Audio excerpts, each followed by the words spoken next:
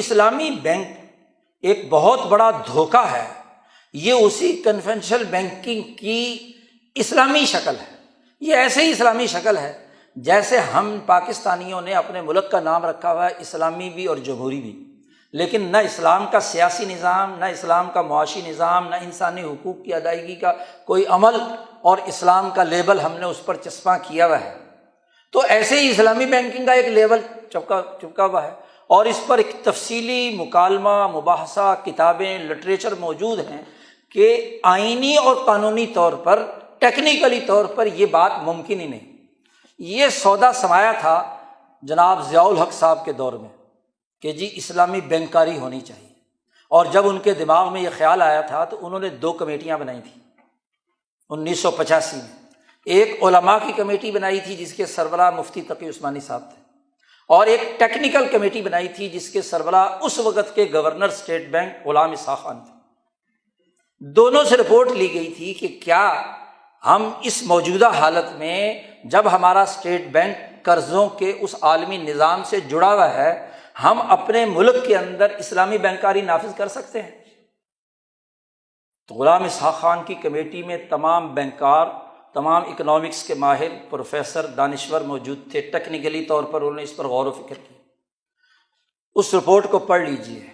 آج تو سب چیزیں آن لائن موجود ہیں، اس کا شروع کا آغازیہ ہے۔ غلام اسحاق خان نے لکھا تھا کہ اگر واقعی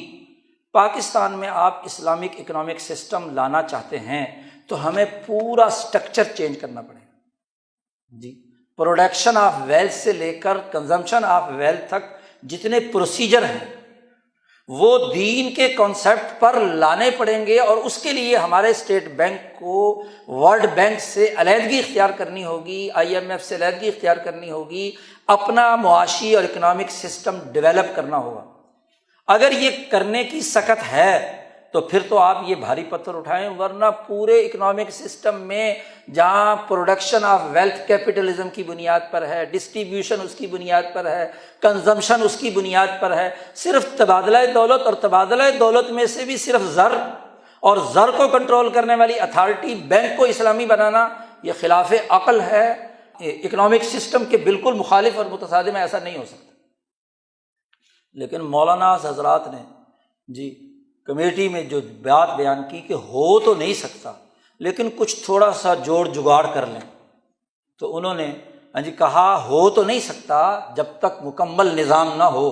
لیکن چلو جی ہم اسلام کی طرف سفر کرتے ہیں، اور سفر کرنے کے نام پر انہوں نے کچھ تجویزیں کی، ہیلے بنائے، یہ مرابحہ، مزاربت اور اجارہ، بیع مؤجل کے نام پر ہیلے بنا کر کہا کہ ہم اس کو کچھ نہ کچھ اسلامی بنانے کی کوشش کرتے ہیں۔ اور وہ رپورٹ جب بینک کے پاس گئی، وزارت خزانہ کے پاس گئی اور ضیاء الحق صاحب کے سامنے گئی، تو انہوں نے اسحاق خان کی رپورٹ کو تو ایک طرف رکھ دیا، کیونکہ ہم نے اس وقت اسلام کھیلنا تھا۔ افغانستان کی لڑائی ہو رہی تھی، وہاں ہمیں ضرورت تھی امریکہ کے مقاصد کو پورا کرنے کے لیے روس کے مقابلے میں مسلمانوں کو استعمال کرنے کی، تو اسلام کا نعرہ لگانا تھا، اسلام کے معاشی نظام کی بات کرنی تھی۔ انہوں نے کہا کہ وہ جو سسٹم ہے جس میں ہیلے بنائے گئے ہیں اس کے مطابق سسٹم بناؤ، اور جب وہ سسٹم بن کر عملاً آیا بھی، ظاہر دونوں کا جوڑ کوئی نہیں بن رہا تھا، تو خود تقی عثمانی صاحب نے اس پر کڑی تنقید کی کہ یہ بات غلط ہے، لیکن اس کڑی تنقید کے باوجود آج تک وہ اس کی نمائندگی کر رہے ہیں، کس بنیاد پر؟ تو بات یہ ہے کہ اسلامی بینکنگ ہو یا کنونشنل بینکنگ ہو، دونوں کی دونوں دراصل اس عالمی قرضوں کی معیشت کے نظام کے ساتھ وابستہ ہے۔ تو اسلام کے ساتھ تو کم از کم مذاق نہ کیا جائے۔ اگر ہم اتنی جرأت نہیں رکھتے کہ اپنا نظام اسلام کی اساس پر بنائیں، تو کم از کم اسلام سے مذاق کرنا تو چھوڑ دیں کہ اسلام کے نام پر ہم بینکنگ کی وجہ سے سادہ مسلمانوں کو بیوقوف بنائیں، اور کام وہی کریں جو روایتی بینکنگ کر رہے ہیں، کام وہی کریں قرضوں کو سود پر چڑھانے کا،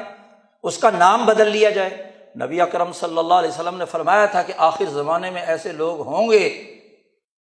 کہ جو سود کو جائز بنانے کے ہیلے کریں گے، اور ان ہیلوں کے ذریعے سے لوگوں کو بیوقوف بنائیں گے۔ آج یہ کام ہمارے ساتھ پچھلے 75 سال سے ہو رہا ہے۔ ہمیں علمی طور پر اگر ہم واقعی اسلامی نظام کی طرف آنا چاہتے ہیں تو اس کے بنیادی پرنسپلز اختیار کرنے ہوں گے، اور نہیں تو ہم علمی دنیا میں بطور تھیری کے تو اس کو سمجھیں، ٹھیک ہے ہم میں سے ہر آدمی یہ تبدیلی نہیں کر سکتا، لیکن علمی دنیا میں مکالمہ تو ہو، اسلام کا ایک مکمل اکنامک سسٹم تو ہمارے سامنے آئے، پوائنٹ آف ویو تو واضح ہو، اس کی اساس پر ہم کوئی نظریہ تو رکھیں، اسلام کے ساتھ کھلواڑ اور مذاق نہ کریں۔ آج ضرورت ہے کہ ہم دین اسلام کی بنیادی اساسی تعلیمات جو عقلی بھی ہیں، دنیا کی ترقی کی بھی ہیں، انسانیت کی فلاح و بہبود کی بھی ہیں، دنیا اور آخرت کی کامیابی کی بھی ہیں، انہیں من و عن اور جامعیت کے ساتھ قبول کرنے کے لیے اپنا سر تسلیم ہم کریں اسلام کے ساتھ۔ اسی کا نام اسلام ہے۔ یہ نہیں ہے کہ خواہشات کی بنیاد پر اس عالمی استحصالی نظام کی تباہ کاریوں میں اعلی کار بنے کہ جس کے نتیجے میں آج ہمارا ملک ہی نہیں دنیا بھر کی کساد بازاری منہ بولتا ثبوت ہے۔ ابھی پچھلے مہینے بالی کانفرنس ہوئی ہے، بالی کانفرنس میں G20 کے ممالک سر جوڑ کر بیٹھے ہیں کہ ہم نے